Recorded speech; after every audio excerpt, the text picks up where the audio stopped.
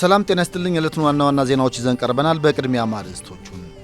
የኢትዮጵያ ብዝሃ ዘርፍ ኢኮኖሚ ታሪካዊ ስኬት እያስመዘገበ መሆኑን በኢትዮጵያ የብራዚል አምባሳደር ጃንዲር ፌሬራ ዶስ ሳንቶስ ገለጹ።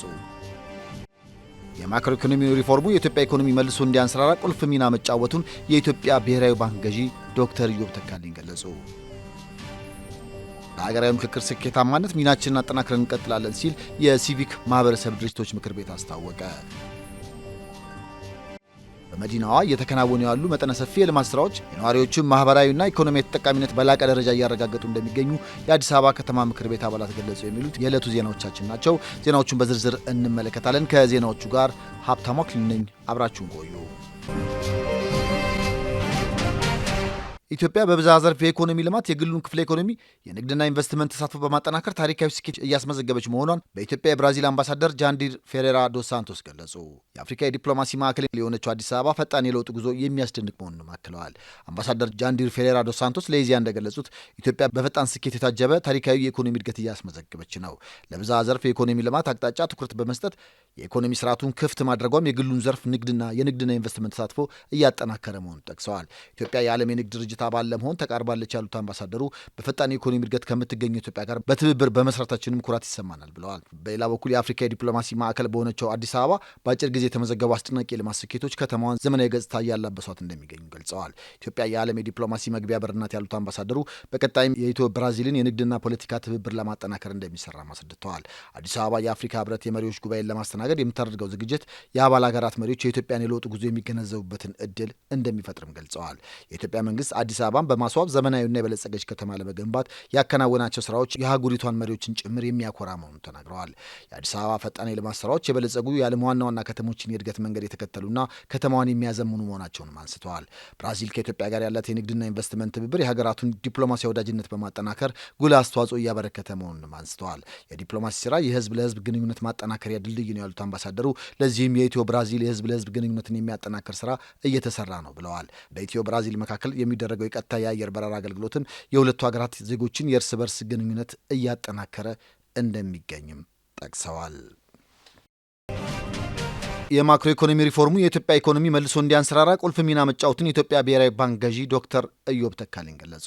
በማደግ ላይ የሚገኙ ሀገራት ኢኮኖሚን አስመልክቶ የተዘጋጀው ዓለም አቀፍ ኮንፈረንስ በሳውዲ አረቢያ አልሁላ ከተማ እየተካሄደ ነው።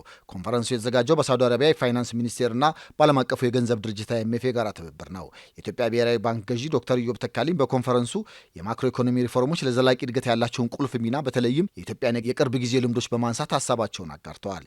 ኢትዮጵያ ከኮቪድ-19 ወረርሽኝ በፊት ከነበራት የበለጠ እድገት እያስመዘገበች እንደምትገኝና እንደ አውሮፓውያን ዘመን አቆጣጠር በ2025-26 ባለ ሁለት ሀዝ እድገት ታስመዘግባለች ተብሎ እንደሚጠበቅም አመልክተዋል። በኮንፈረንሱ የፋይናንስ ሚኒስትሮች፣ የማዕከላዊ ባንክ ገዢዎችና በመንግስትና በግሉ ዘርፍ የሚገኙ የዓለም መሪዎች ተሳትፈዋል። የኮንፈረንሱ ተሳታፊዎች በማደግ ላይ የሚገኙ ሀገራት ቀጣይ የኢኮኖሚ እድገት በገበያ ሁኔታና ዓለም አቀፍ ትስስር ላይ እየመከሩ ይገኛል።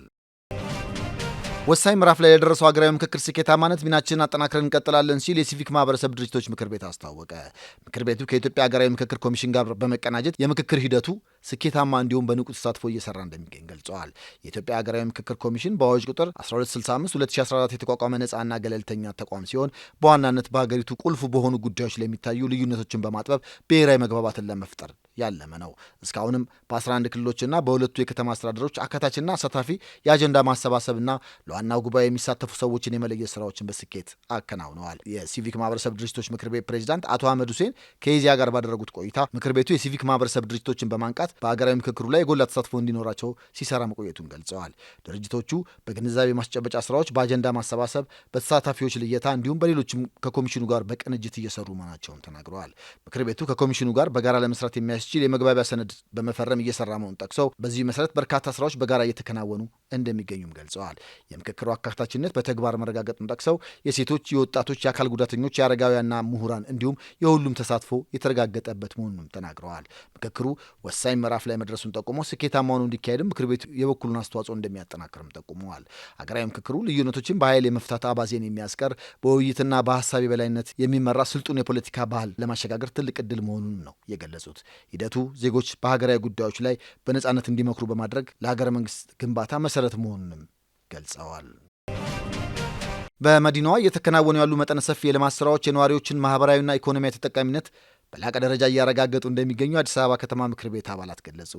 የኮሪደር ልማት፣ የቤት ግንባታና የሰው ተኮር ፕሮጀክቶች ከተማዋን ወደ አዲስ ምዕራፍ እያሸጋገሯት መሆኑንም ለኢዜአ ተናግረዋል። የአዲስ አበባ ምክር ቤት አባል አቶ መስፍን መንግስቱ እንደገለጹት ከተማዋ በመሬትና ቤቶች ልማት፣ በገበያ አሰባሰብ እንዲሁም በትምህርትና ጤና ዘርፎች አስደናቂ ውጤቶችን እያስመዘገበች ነው ብለዋል። በተለይም የኮሪደር ልማት፣ የወንዞች ዳርቻ ልማትና የአረንጓዴ ስፍራዎች መስፋፋት የከተማዋን ገጽ ከመቀየር ባለፈ የነዋሪዎቹን ሕይወት እያሻሻሉ እንደሚገኙ ጠቁመዋል።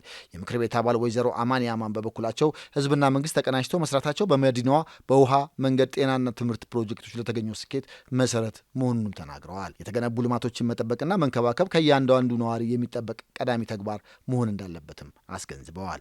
ሌላኛው ምክር ቤት አባል ዶክተር ግዛቸው አይካ በመዲናዋ የተገነቡት መንገዶች የፍሳሽ ማስወገጃን፣ የኤሌክትሪክና ውሃ መስመሮችን፣ የእግረኛና የብስክሌት መንገዶችን ያካተቱና ጥራትን የጠበቁ ናቸው ብለዋል። በየመንገዱ ዳርቻ የህፃናት መጫወቻና የመዝናኛ ስፍራዎች መገንባታቸውም አዲስ አበባን ለሁሉም ህብረተሰብ ምቹ የሆነች ከተማ እንድትሆን አስችሏል ነው ያሉት።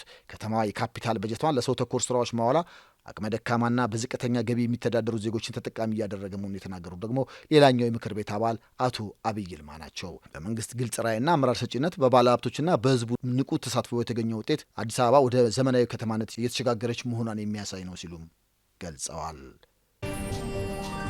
ዜናዎቹ ጋር ሀብታሙ አክሊሉ ነበርኩኝ። ሰላም ቆዩ።